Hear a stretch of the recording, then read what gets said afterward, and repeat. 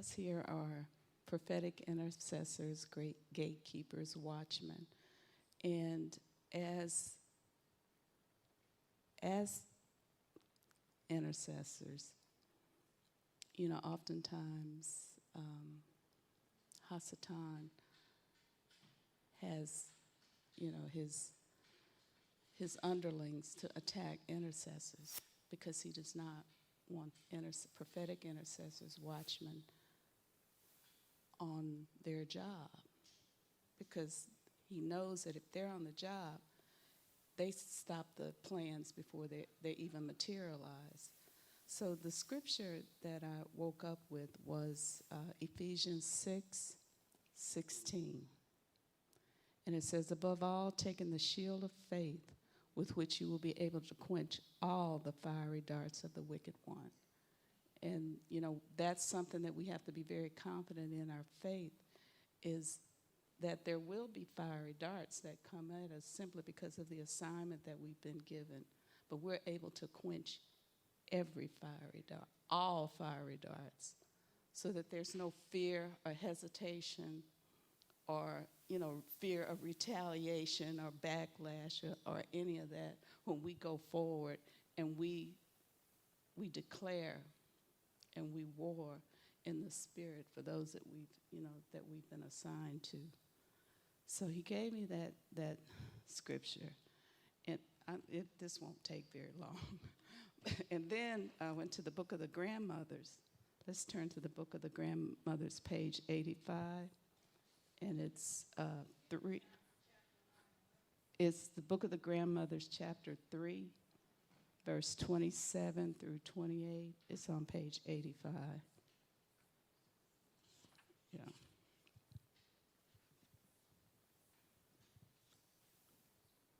Okay, and it reads, and it came to pass that I could see the character of the people of Qatar and how the Lord built into them the exclusive tendency to be led by his Ruach. And as an intercessors, that's built in us too, to be led by his Ruach. And the matter became clear to me, for I saw in them a new kind of faith, one which would allow their expressions of righteousness to endure in the face of the kinds of changes that were to spread out upon the earth right before and after the flood. And Yahuwah knew, and the Messiah knew, that the process of the natural world becoming temporal would be complete with the establishment of the covenant of Gabriel, and it would influence the return to Eden by the righteous people of Enoch. And this would require those who would be holy to be able to be led in their daily walk by his Ruach as they live surrounded by and intermingled with growing wickedness and evil. And that's where we are right now. For the perfect faith of those of Maween were such that they could not remain in the temporal world, but must of a necessity be translated back to Eden into the presence of the Most High. And, as we worship, as we enter into worship, we're going before the presence of the Most High. And verse 28 says, and this unique kind of faith in the lives of those in Qatar was central to the task of the Messiah as he prepared the world of his Father for the long duration. For all their leading had to be by the leading of his Ruach only, and they could no longer depend upon him appearing to the righteous daily, but only on special occasions according to their purity and faith.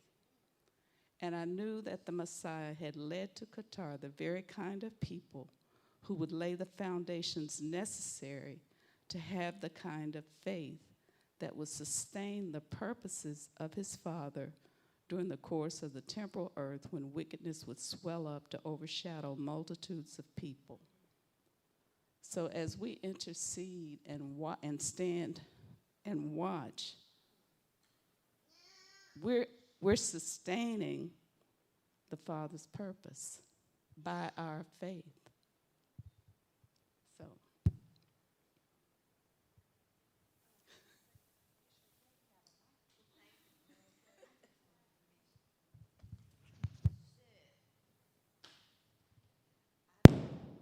I don't know if you remember, but I remember because you said it. And it was about a year ago, and you said, the Father said, get used to the heat. You remember that? So last night, I don't know if y'all watched the broadcast from last night, but you need to go back and watch it. Because it was talking about the heat. And they read a scripture from, it was Melchizedek. And it was probably in the 10th chapter, but it was talking about how in the end times, how the heat would rebel. But we need to get acquainted with the heat. And I remember you spoke that word. My memory went straight to the prophecy that was given, that we need to get used to the heat. But the scripture they read last night said that we needed to get acquainted with the fire. But in the end times, fire is rebelling. Is that not what's going on? They can't put out the fires. And it's too many for them to seem to be able to quench. But fire is rebelling. I just wanted to share that. That is the unique kind of faith that we have to have. We can't stand on that faith that we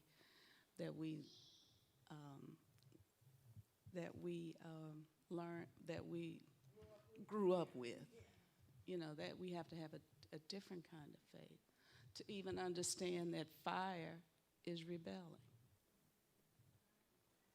Is rebelling.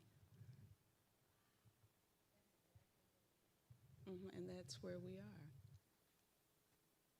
But in the midst of this, by our faith, we're sustaining the Father's purposes with this unique kind of faith that He's given us, that we're moving into and that we're walking in now. And I'm hearing this new kind of faith is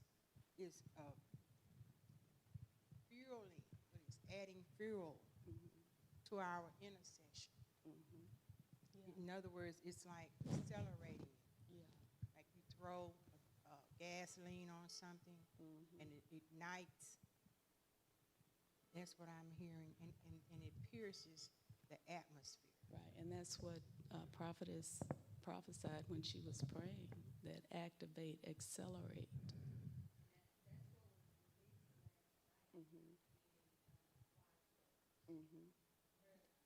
Right.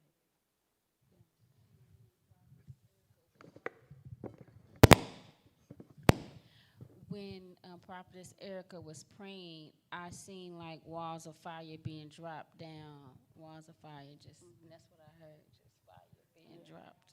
Yeah, and I saw fires coming from, like people lay their hands, and that fire was coming out of each one of those fingers. Yeah, and the fire there were flames of fire. Yeah, like a flamethrower coming out of the hands of the people. Okay, then now let's turn to 2 Acts, chapter 1, verse 92.